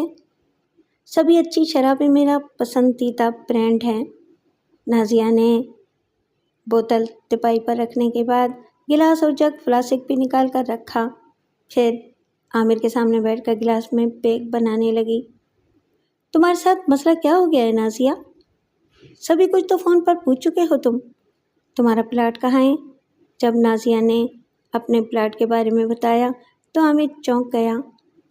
وہی پلاٹ تو نہیں جہاں 4 آدمیوں کو فائرنگ کر کے ہلاک کیا گیا تھا؟ وہی۔ نازیہ نے پیک بنا کر عامر کی طرف بڑھا دیا، پھر بولی، شروع کرو۔ عامر نے گلاس ہولڈر سے لگایا۔ نازیہ عامر کے چہرے پر الجھن کا تاثر دیکھ رہی تھی۔ انہیں مارا کس نے؟ عامر نے ایک گھونٹ لے کر گلاس تپائی پر رکھ دیا۔ پولیس تو مجھ پر ہی شبہ کرنے لگی تھی، کیونکہ ان لوگوں سے میرا جھگڑا ہو چکا تھا جو پولیس کے علم میں آ گیا تھا۔ جھگڑا؟ مجھے اس معاملے کی ہر بات بتاؤ نازیہ، اس کے بعد ہی میں تم سے صاف صاف پوچھوں گا کہ تمہیں مجھ سے کیا کچھ توقع ہے۔ نازیہ نے ان آدمیوں سے اپنے جھگڑے سے لے کر اس وقت تک کی کہانی بیان کر ڈالی جب پولیس اس کے گھر آئی تھی، اور اپنی گلو خلاصی کے لیے اس نے کرنل ذوالفقار کا سہارا لیا تھا۔ نازیہ نے اس کے گلاس میں شراب ڈالتے ہوئے کہا، میں نہیں جانتی کہ ان لوگوں کی کس سے دشمنی تھی اور کس نے انہیں مارا۔ ہو سکتا ہے کہ بات سرے سے دشمنی کی نہ ہو، آج کل لوگوں کو بلا وجہ بھی گولیاں ماری جا رہی ہیں۔ عامر نے اس بات میں سر ہلایا اور پھر پوچھا، فون پر تم سے جو باتیں ہوئی تھیں ان سے مجھے صحیح طور پر اندازہ نہیں ہو سکا کہ تم چاہتی کیا ہو۔ سیدھی سی بات تو یہ ہے کہ تمہیں اپنا پلاٹ واپس ملنا چاہیے، لیکن تم نے اس سے انتقام لینے کی بات کی تھی۔ پلاٹ کی واپسی تو اس طرح ممکن ہے کہ اسے کسی طرح اغوا کر لیا جائے اور تاوان کی رقم اس پلاٹ سے 2-3 گنا زیادہ ہو۔ اس طرح تم ویسا ہی پلاٹ خرید سکتی ہو، اس سے جو زیادہ رقم ملے گی اسے تمہارا انتقام سمجھا جا سکتا ہے۔ نہیں، یہ میرا انتقام نہیں ہوگا۔ جب اسے اغوا کر لیا جائے گا تو میں اس کے منہ پر تھوکوں گی، اسے جوتوں سے مار کر ذلیل کروں گی۔ اس کے آدمی نے میرے ساتھ جو بدتمیزی کی تھی، اس کا انتقام یہی ہو سکتا ہے۔ اس طرح تو تمہیں اس کے سامنے آنا پڑے گا۔ وہ جان لے گا کہ اسے اغوا کر کے تاوان کس نے وصول کیا ہے۔ اس کے بعد وہ تمہارے خلاف کوئی کارروائی کر سکتا ہے۔ یہی تو کمال دکھانا ہے، کسی طرح کہ وہ میرے خلاف کچھ نہ کر سکے۔ سوچنا پڑے گا۔ عامر نے اس طرح سر ہلایا جیسے سوچ میں پڑ گیا ہو۔ نازیہ یہ نہیں کہہ سکی کہ دراصل تو وہ ایاز نائک کی موت چاہتی تھی، ایسی موت کہ وہ تڑپ تڑپ کر مرے، لیکن یہ بتانے کی صورت میں اسے یہ بھی بتانا پڑتا کہ اتنا شدید انتقام کس لیے۔ اور نازیہ یہ بات اپنی زبان پر نہیں لا سکتی تھی کہ ایاز نائک نے اسے بے آبرو کیا تھا۔ تم یہ کام کر سکتے ہو یا نہیں؟ نازیہ نے صاف صاف سوال کر ڈالا۔ میں خود تو نہیں کروں گا، کچھ اور لوگوں سے کام لوں گا۔ اسے اغوا کروانے کی منصوبہ بندی میں کچھ وقت تو باہر خیال لگے گا۔ MNA ہے وہ، اس کی سیکورٹی اچھی خاصی ہوگی۔ وہ تو خیر دیکھا جائے گا، لیکن سوچنا یہ بھی ہے کہ اس کے سامنے آ جانے کی صورت میں تمہارا بچاؤ کس طرح ممکن ہوگا۔ چلو تم اس بارے میں زیادہ نہ سوچو، بس انتقام لینے کے بعد میں ہر قسم کی صورتحال کا سامنا کرنے کے لیے تیار ہوں۔ نہیں سویٹی، میں تمہیں اس کے رحم و کرم پر تو نہیں چھوڑ سکتا، عامر نے حویسناک نظروں سے دیکھتے ہوئے کہا اور اٹھ کر اس کے برابر میں آ بیٹھا۔ بڑے صوفے پر اتنی گنجائش تھی۔ تم مجھے بہت پسند ہو، یہ تم جانتی ہو۔ اب اس نے اپنا ایک ہاتھ بھی نازیہ کے گلے میں ڈال دیا۔ نازیہ جانتی تھی کہ یہ سب تو ہوگا۔ وہ عامر کی طرف دیکھتی ہوئی اس طرح مسکرائی جیسے سپردگی کے لیے تیار ہو۔ عامر دوسرا پیگ بھی 2/3 ختم کر چکا تھا، باقی وہ ایک ہی سانس میں پی گیا۔ تمہارے ہاتھ سے آج 2 آتشات جیسی کیفیت پیدا ہو گئی ہے جانے من، عامر زیادہ بے تکلف ہوا۔ نازیہ ہنس کر آگے جھکی اور اس کے لیے تیسرا پیگ بنانے لگی۔ تمہارا گلاس تو ابھی آدھا ہی ہوا ہے، عامر بولا۔ میں نے تمہیں بتایا تھا نا، بس 1 آدھ پیگ لیتی ہوں۔ آج ہم دونوں کی دوستی کا آغاز ہوا ہے، اس خوشی میں تمہیں زیادہ پینی چاہیے۔ میں آدھا پیگ اور لے لوں گی، نازیہ نے کہا اور تیسرا گلاس عامر کو دیتے ہوئے اپنا گلاس اٹھا کر بھی 1 گھونٹ لیا۔ یہ بتاؤ کہ میرا کام کب تک ہو جائے گا؟ 2 دن میں بھی ہو سکتا ہے اور 4-5 دن بھی لگ سکتے ہیں۔ موقع محض سب کچھ دیکھنا پڑے گا۔ تم اپنے ذہن میں 1 ہفتہ رکھو۔ میں انتقام کی آگ میں جل رہی ہوں، 1 ہفتے تک جلتی رہوں اس آگ میں؟ تیسرا پیگ عامر نے ایک سانس میں آدھا کر دیا اور پھر گلاس تپائی پر رکھ کر نازیہ کو اپنی جانب گھسیٹا۔ میں تمہیں کہہ تو رہا ہوں کہ میں جلد سے جلد اسے ختم کر دوں گا، اور ہاں میں روزانہ رات کو اسی وقت آتا بھی رہوں گا۔ نازیہ نے خود کو ڈھیلا چھوڑتے ہوئے آنکھیں بند کر لیں اور ہونٹوں پر مسکراہٹ سجا لی۔ اس وقت وہ اپنے دل میں کہہ رہی تھی، یہ رشوت تمہیں بس اسی وقت تک ملے گی عامر جب تک میرا انتقام پورا نہیں ہو جاتا۔ عامر نے کہا تھا کہ وہ 1 ہفتے تک نازیہ کے یہاں آتا رہے گا، لہٰذا وہ دوسری رات بھی آیا۔ نازیہ نے اس رات بھی اس کا پرجوش استقبال کیا۔ اس نے برآمدے میں اس کا استقبال کیا تھا اور پھر سیدھی اپنی خوابگاہ میں لے گئی تھی۔ تم بہت ہی اچھے ہو عامر، نازیہ نے والہانہ انداز میں کہا۔ عامر نے صوفے پر بیٹھتے ہوئے تپائی پر نظر ڈالی اور کہا، آج تم نے پہلے ہی سے سارا انتظام کر لیا ہے؟ تپائی پر گزشتہ رات کی بوتل کے ساتھ ایک بھری ہوئی نئی بوتل بھی تھی۔ نازیہ بیٹھ کر نئی بوتل کھولنے لگی۔ عامر نے اس کے گھٹنے پر ہاتھ رکھ دیا۔ وہ دونوں قریب قریب ہی بیٹھے تھے۔ میرے کام کا کیا رہا؟ نازیہ نے پیگ بناتے ہوئے پوچھا۔ آج سے ایاز نائک پر نظر رکھنی شروع کر دی ہے۔ اس کے معمولات کا علم ہونے کے بعد ہی کوئی منصوبہ بنایا جا سکتا ہے، لیکن اب تم اس سلسلے میں اپنا دماغ نہ تھکاؤ، سب کچھ مجھ پر ہی چھوڑے رکھو۔ نازیہ خاموشی سے بیٹھی رہی۔ تم بھی اسی میں سے پیو نا، عامر نے نئی بوتل کی طرف اشارہ کیا۔ میں نے سوچا تھا کہ یہ آج ختم ہو جائے، خیر تم کہتے ہو تو میں بھی یہی لے لیتی ہوں۔ نازیہ نے اپنے لیے پیگ بنایا اور دل ہی دل میں بولی، تمہیں مجھ پر شک کیوں ہو گیا ہے؟ تم شبہ کر رہے ہو کہ میں نے نئی بوتل میں کچھ ملا نہ دیا ہو؟ خیر، تمہارا شک کسی وجہ سے بھی ہو غلط نہیں، لیکن میں نے بوتل میں کچھ نہیں ملایا۔ جو کچھ ہے وہ اس گلاس میں ہے جو میں نے تمہیں دیا ہے۔ نازیہ کا دماغ گزشتہ رات ہی گھوم گیا تھا۔ وہ سوچ بھی نہیں سکتی تھی کہ عامر ہی ایاز نائک ہوگا۔ ایاز نائک کے جسم پر اس نے 6 نشانات دیکھے تھے جو عامر کے جسم پر بھی تھے۔ اس سوال نے اسے پوری طرح چکرائے رکھا تھا کہ عامر کا نام ایاز نائک کیسے ہو گیا۔ نازیہ گزشتہ رات ہی اس کے خلاف کچھ کر بیٹھتی، لیکن اس کے لیے کچھ تیاری کی ضرورت تھی۔ نازیہ پہلے اسے بے ہوش کرنا چاہتی تھی، اور وہ کسی فلم کا کردار تو تھی نہیں جس کے پاس بے ہوش کرنے کی دوا تو کچا زہر تک پہلے ہی سے موجود ہوتا ہے۔ یہ اطمینان اسے تھا کہ عامر یا ایاز نائک دوسری رات بھی اس کے پاس ضرور آئے گا، اس لیے اس نے رخصت کرتے وقت بھی اپنے چہرے پر ایسے تاثرات نہیں آنے دیے جو اس پر منکشف ہونے والے راز کا اظہار کر دیتے۔ باقی رات کا حصہ اس نے سوچ بچار میں گزارا تھا۔ وہ سوچتی رہی تھی کہ بے ہوش کر دینے یا گہری نیند سلا دینے والی کوئی چیز اسے کسی بھی میڈیکل اسٹور سے نہیں مل سکتی تھی۔ صبح ناشتے کے بعد اسے خیال آیا کہ بعض بے ضرر دواؤں کی آمیزش سے زہر بھی بن سکتا ہے۔ اس نے ناشتے کے بعد انٹرنیٹ سنبھال لیا۔ سرچنگ کے معاملے میں زیادہ ماہر نہ ہونے اور ذہنی انتشار کے باعث اسے کمپیوٹر پر 2 گھنٹے صرف کرنے پڑ گئے، لیکن وہ ایسی کچھ لکوڈ دواؤں کے نام معلوم کرنے میں کامیاب ہو گئی جن کی آمیزش کے بعد اس لکوڈ کے 2-3 ہی قطرے کسی شخص کو خاصی دیر کے لیے گہری نیند سلا سکتے تھے۔ وہ دوائیں کسی بھی میڈیکل اسٹور سے بآسانی مل سکتی تھیں۔ نازیہ نے یہ احتیاط برتی تھی کہ وہ دوائیں مختلف میڈیکل اسٹور سے خریدی تھیں۔ اس لکوڈ کے 4 قطرے اس نے اس گلاس میں ڈال دیے تھے جس میں اس نے عامر یا ایاز نائک کے لیے پیک بنایا تھا۔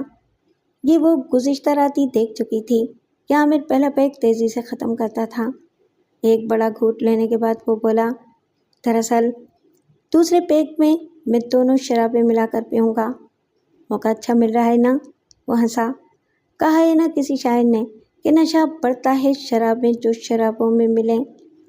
اس بات سے نازیہ کو اطمینان ہوا کہ عامر کو اس پر شک نہیں ہوا تھا، بلکہ وہ دونوں شرابیں ملا کر پینا چاہتا تھا، لیکن اس کی نوبت ہی نہیں آئی۔ آدھا گلاس ختم کرتے کرتے اس کے پپوٹے بوجھل ہونے لگے۔ یہ کیسی شراب ہے نازیہ؟ اس کی آواز بھرائی ہوئی تھی۔ مجھے تو نیند۔ اس کا جملہ پورا نہیں ہو سکا۔ اس کے ہاتھ سے گلاس فرش پر گرا اور وہ خود نازیہ پر ڈھیر ہو گیا۔ نازیہ حقارت اور غصے سے اس کی طرف دیکھتی ہوئی صوفے سے اٹھ گئی۔ عامر صوفے پر ڈھیر ہو گیا۔ پھر جب اس کی آنکھ کھلی تو اسے اندازہ نہیں تھا کہ وہ کب تک ہوش و خواص سے بیگانہ رہا تھا۔ اس نے خود کو نازیہ کے بستر پر چت پڑا ہوا دیکھا۔ اس وقت اس کے جسم پر صرف پتلون تھی، اوپری جسم برہنہ تھا۔ اس کے ہاتھ پیر مضبوط ریشم کی ڈوریوں سے بندھے ہوئے تھے۔ اس کے سامنے نازیہ کھڑی حقارت آمیز مسکراہٹ کے ساتھ اس کی طرف دیکھ رہی تھی۔ یہ کیا ہے نازیہ؟ وہ ہکلانے کے سے انداز میں بولا۔ یہ وہی ہے ایاز نائک جو تم نے میرے ساتھ کیا تھا، نازیہ نے جواب دیا۔ بس اتنا فرق ہے کہ آہنی زنجیروں کے بجائے ریشمی ڈوری ہے، لیکن ان کی گرفت بھی اتنی مضبوط ہے کہ تم نجات حاصل نہیں کر سکتے۔ میرے منہ سے ایاز نائک سن کر تم چونک گئے ہو، بالکل اسی طرح جیسے کل رات میں بھی چونکی تھی۔ عامر پھٹی پھٹی آنکھوں سے اس کی طرف دیکھنے لگا۔ نازیہ بولتی رہی، ایک خاص چیز کے چند قطرے میں نے تمہارے گلاس میں ڈال دیے تھے جنہوں نے تمہیں 2 گھنٹے تک گہری نیند سلائے رکھا۔ میں کل رات ہی یہ اس وقت کر گزرتی جب تم نے جانے سے پہلے ایک پیگ اور پیا تھا۔ اس طرح؟ عامر پھٹی پھٹی سی آواز میں بولا۔ تم چاہتی کیا ہو؟ جب تم جان چکی ہو کہ میں M.A ہوں تو تمہیں یہ اندازہ بھی لگا لینا چاہیے کہ تمہیں یہ سب کچھ مہنگا پڑ سکتا ہے۔ بہت مہنگا سودا تو تم نے کیا تھا عامر، جب تم نے مجھے بے آبرو کیا تھا، نازیہ مشتعل سے لہجے میں بولی۔ آج مجھے وہ سب حساب بے باک کرنا ہے۔ سب سے پہلے تو میں یہ جاننا چاہتی ہوں کہ تم ایاز نائک کیسے بن گئے؟ عامر اسے گھورتا رہا۔ नाजिया मुश्तिल से लहजे में बोली, आज मुझे वो सब हिसाब बेबाक करना है। सबसे पहले तो मैं ये जानना चाहती हूँ कि तुम अयाज नायक कैसे बन गए। आमिर इसे घूरता रहा। क्या ये छोटी मोटी बातें जानने के लिए भी मुझे तुम पर तशद्दुद करना पड़ेगा? नाजिया बोली। आमिर बदस्तूर इसे घूरता रहा। नाजिया ने कहीं से एक माचिस उठाई और उसकी एक तीली सुलगाते हुए बोली, इससे मैं तुम्हारी कान की लोथ जला दूंगी अगर तुम जवाब नहीं दोगे। मैं चीखना ही शुरू कर दूंगा। आमिर कुछ ज़ोर से बोला, तुम्हारे मुलाजमीन जमा हो जाएंगे। नाजिया जहरीले अंदाज में हंसी, कोई नहीं आएगा यहाँ। इन सबको मैंने इस लिक्विड के ज़्यादा कतरे पिला दिए हैं, वो सुबह तक सोते रहेंगे और ये बंगला बहुत बड़ा है। तुम्हारी चीखों पुकार की आवाज़ें बंगले के बाहर भी किसी के कानों तक नहीं पहुँचेंगी। इतनी देर में माचिस की तीली इतनी जल चुकी थी कि इसकी तपिश नाजिया को अपनी उंगलियों पर महसूस होने लगी थी। इसने वो तीली टिपाई पर रखे हुए इस ट्रे में डाल दी। फिर आमिर के करीब पहुंचकर दूसरी तीली निकालते हुए बोली, जवाब दोगे या मैं दूसरी तीली सुलगाऊं? मुझे अपना नाम पसंद नहीं था। आमिर ने बेबसी से इसकी तरफ देखते हुए कहा, 1.5 साल पहले मैंने अपना नाम बदल लिया था। मुद्दत का इल्म तो मुझे हो चुका है। मैंने तुम्हारा शनाख्ती कार्ड देख लिया है। इसमें तुम्हारा नया नाम, तस्वीर और 1.5 साल पहले की तारीख है। मैं सिर्फ ये जानना चाहती थी कि तुमने अपना नाम क्यों बदला। पहला नाम मुझे पसंद नहीं था, बता तो चुका हूँ। अच्छा, नाजिया इत्मीनान से बोली, अब मुझे इन तस्वीरों के बारे में बताओ जो तुमने भेजी थी। वो डिजिटल कैमरे से खींची थी ना? हाँ, आमिर की आवाज़ भराई हुई थी। अपने कंप्यूटर में डालकर इसके प्रिंट निकाले होंगे? हाँ। कंप्यूटर और कैमरा कहाँ हैं? आमिर खामोश रहा। वो कुछ सोचने लगा था। बताओ, नाजिया सख्त लहजे में बोली। ये मैं नहीं बताऊंगा। आमिर ने अपने लहजे में मजबूती लाने की कोशिश की। वो तुम्हें नहीं मिल सकते। तुम्हारे तो फरिश्ते भी बताएंगे कि वो कहाँ हैं। नाजिया ने इसे खा जाने वाली नज़रों से देखते हुए कहा और एक दराज खोलकर इसमें से तेज धार चाकू निकाला। तुम मुझे मार नहीं सकती। आमिर हिज़यानी अंदाज में चीख पड़ा। और ज़ोर से चीखो, बल्कि अभी चीखोगे। नाजिया इसके सर के पास खड़ी हो गई। दाएं हाथ से चाकू संभालते हुए इसने बाएं हाथ से आमिर के कान की लौ पकड़ी। क्या क्या कर रही हो? आमिर घबरा कर हाँफने लगा। तुम्हारे कान की लौ काटूंगी। नहीं। आमिर फिर चीख पड़ा। तुम इतनी सफाक नहीं हो सकती। लेकिन दूसरे इलम में साबित हो गया कि नाजिया अब सफाकी पर उतर आई थी। चाकू के एक झटके से आमिर के कान की लौ अलग हो गई। आमिर बड़े जोर से चीखा था। मैंने कहा था ना, अभी और चीखोगे। नाजिया ने कान की लौ बिस्तर पर ही डाल दी। आमिर के कान से बहता हुआ खून तकिया रंगीन करने लगा। उसके चेहरे से शदीद तकलीफ जाहिर होने लगी थी। उसने दांत पर दांत जमा दिए। नाजिया बिस्तर के गिर्द घूमकर आमिर के सर की दूसरी जानिब आ गई। बताते हो या नहीं? नहीं। आमिर बुरी तरह हाँफने लगा। इसी के ज़रिए तो मैं इंतकाम लूँगा तुमसे। इंतकाम लेने के काबिल ही नहीं रहोगे तुम आमिर। नाजिया ने दांत पीसते हुए इसके दूसरे कान की लौ पकड़ी। ये मैं झटके से नहीं काटूंगी, आहिस्ता आहिस्ता, बहुत धीरे धीरे। तुम्हारी चीखें सुनकर मुझे बहुत सुकून मिलेगा आमिर। नहीं नाजिया नहीं, ऐसा मत करो। देखो, उसका जुमला अधूरा ही रह गया क्योंकि नाजिया ने इसके कान की लौ पर चाकू फेरना शुरू कर दिया था। खून के कतरे उसके हाथ पर गिरने लगे। चीखो आमिर, चीखो, चीखते रहो। नाजिया ने सर्द लहजे में कहा। मैं भी चीखती रही थी, रोती रही थी, लेकिन तुम वो सब कुछ करके रहे थे जो तुम्हें करना था, और आज मेरी बारी है। कान की लौ धीरे धीरे कटती रही। आमिर ने अब सख्ती से दांत पर दांत जमा लिए। वो चीखने के बजाय तकलीफ जब्त करने की कोशिश कर रहा था। मर्दानगी दिखाओगी? नाजिया ने कान की बाकी लौ एक झटके से उड़ा दी। आमिर ने आंखें भींच लीं। उसके चेहरे पर अब पसीना आ चुका था। अब नाजिया के चेहरे पर वहशत बरसने लगी थी।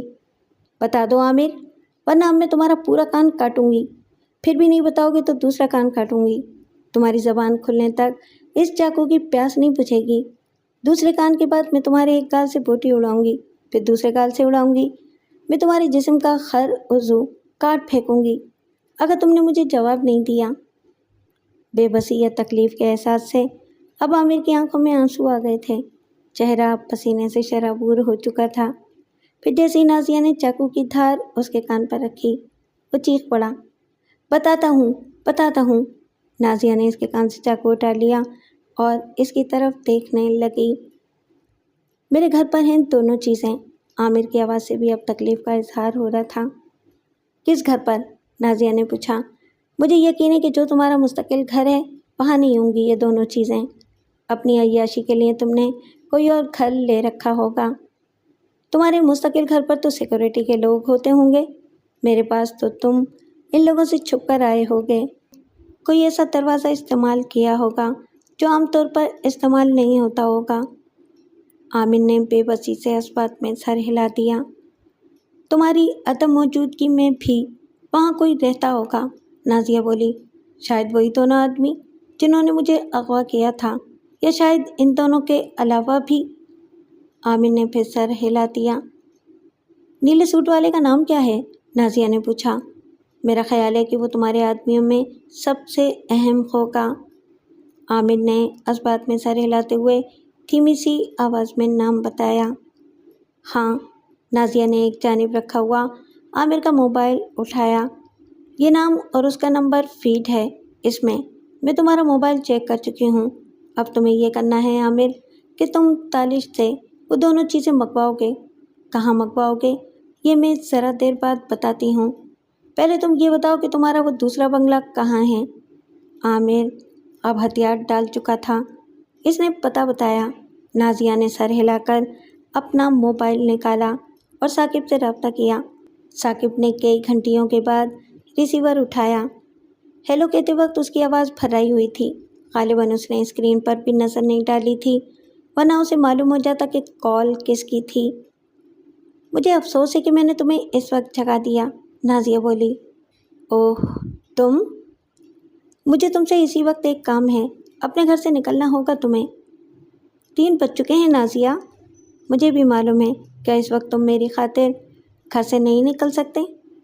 کیوں نہیں نازیہ، کیوں نہیں؟ کیا تمہارے گھر آؤں؟ ہاں، آنا تو یہیں ہے، لیکن اس سے پہلے ایک اور جگہ بھی جانا ہے۔ تم باہر نکلنے کے لیے تیار ہو جاؤ، میں 10 منٹ بعد تمہیں پھر فون کروں گی۔ آخر معاملہ کیا ہے؟ تم نے تو پریشان کر دیا مجھے۔ جب میرے پاس آؤ گے تو سب کچھ جان لو گے۔ نازیہ نے رابطہ منقطع کیا۔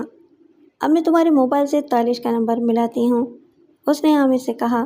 اس سے کہو کہ وہ تمہارا کمپیوٹر نہیں، تم نے اپنے گھر سے الگ ایک جگہ لے رکھی ہے، اس لیے لیپ ٹاپ استعمال کرتے ہوگے۔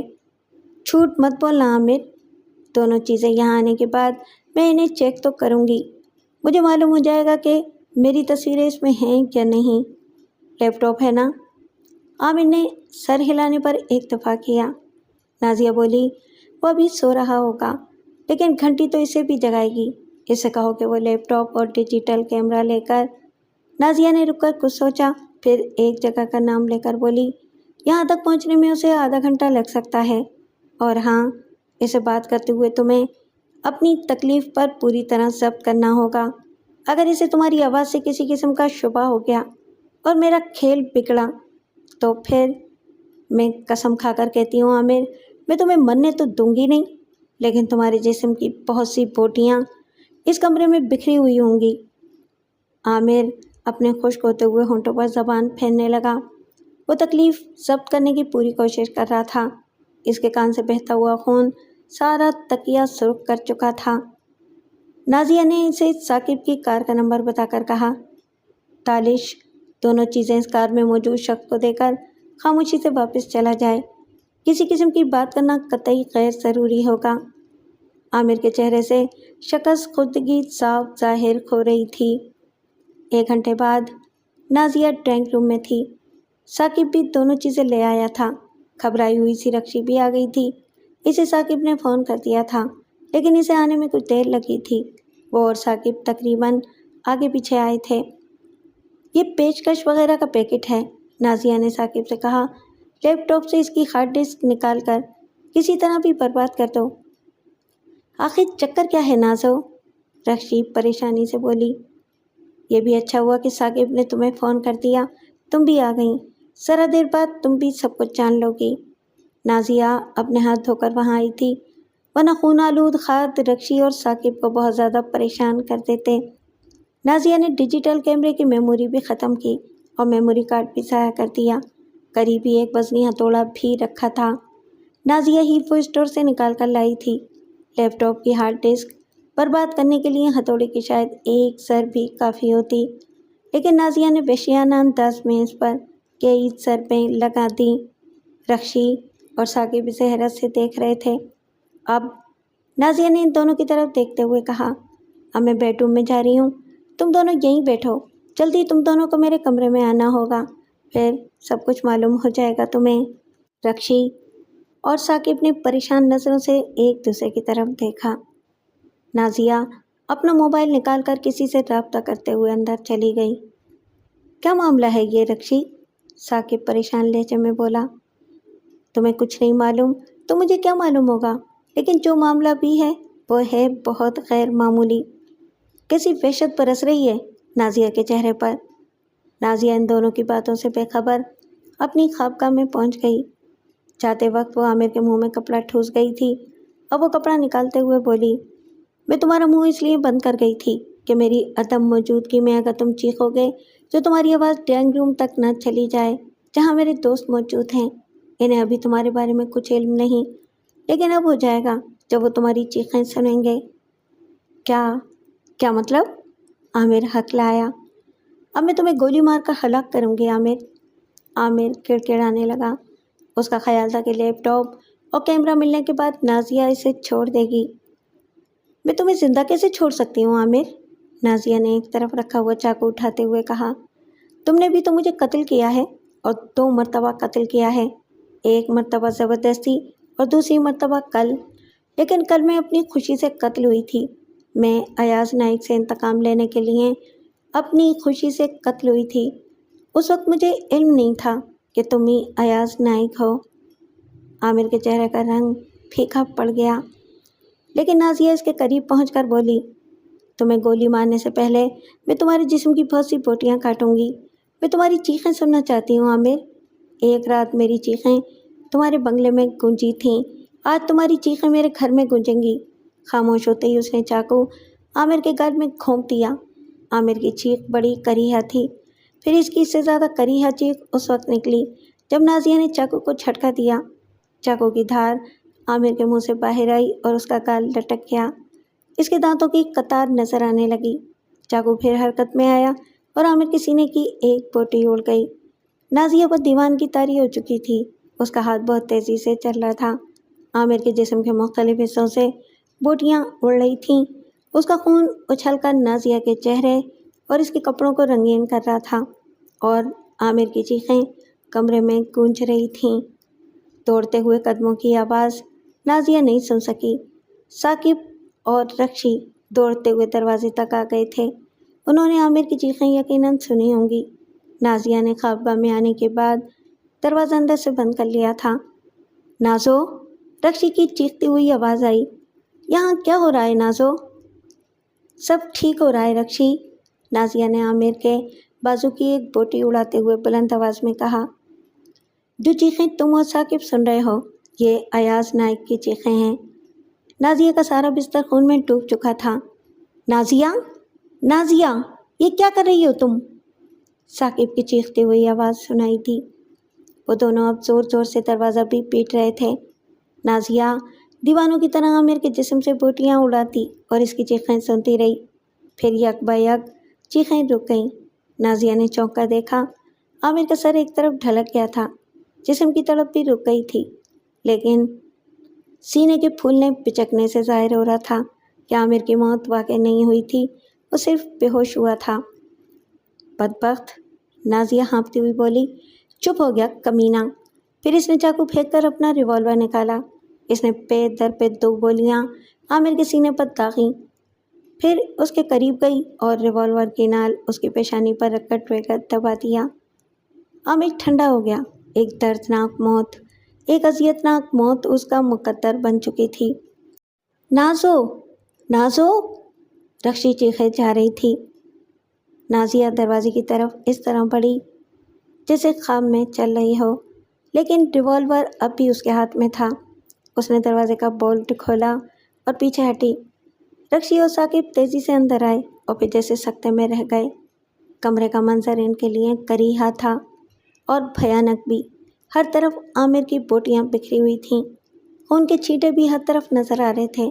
خود نازیہ کا لباس بھی خون کے دھبوں سے بھرا ہوا تھا، دونوں ہاتھ خون میں ڈوبے ہوئے تھے اور چہرہ بھی عامر کے خون سے رنگا ہوا تھا۔ عامر کی لاش نازیہ کے خون میں ڈوبے ہوئے بستر پر پڑی تھی۔ نازیہ کا انتقام پورا ہو چکا تھا، ایک عورت کا انتقام جو زخمی ہو کر ناگن بن گئی تھی۔ یہ تم نے کیا کر دیا نازو؟ رکشی پھٹی پھٹی سی آواز میں بولی۔ نازیہ اس سے کچھ کہنے کے بجائے ثاقب کی طرف دیکھتی ہوئی مسکرائی۔ تم مجھ سے محبت کرتے ہو نا ثاقب؟ ثاقب کچھ کہنے کے بجائے اس کی طرف تکتا رہ گیا۔ اور آج؟ نازیہ پھر بولی، آج پہلی مرتبہ مجھے احساس ہو رہا ہے کہ میں نے تمہاری محبت کی قدر نہ کر کے غلطی کی تھی۔ اسی وقت سائرن کی آواز قریب آتی سنائی دی۔ پولیس آ رہی ہے، نازیہ ثاقب کی طرف بڑھتے ہوئے بولی۔ میں نے ہی فون کیا تھا پولیس کو جب ڈرائنگ روم سے نکل رہی تھی۔ مجھے اندازہ تھا کہ میں پولیس کے آنے تک اپنا کام مکمل کر لوں گی۔ اب وقت ختم ہو چکا ہے ثاقب، پولیس کے اندر آنے سے پہلے مجھے اپنی آغوش میں لے لو۔ میں نہ جانے کیوں تمہاری آغوش میں مرنا چاہتی ہوں۔ ثاقب اب تک سکتے کے عالم میں تھا۔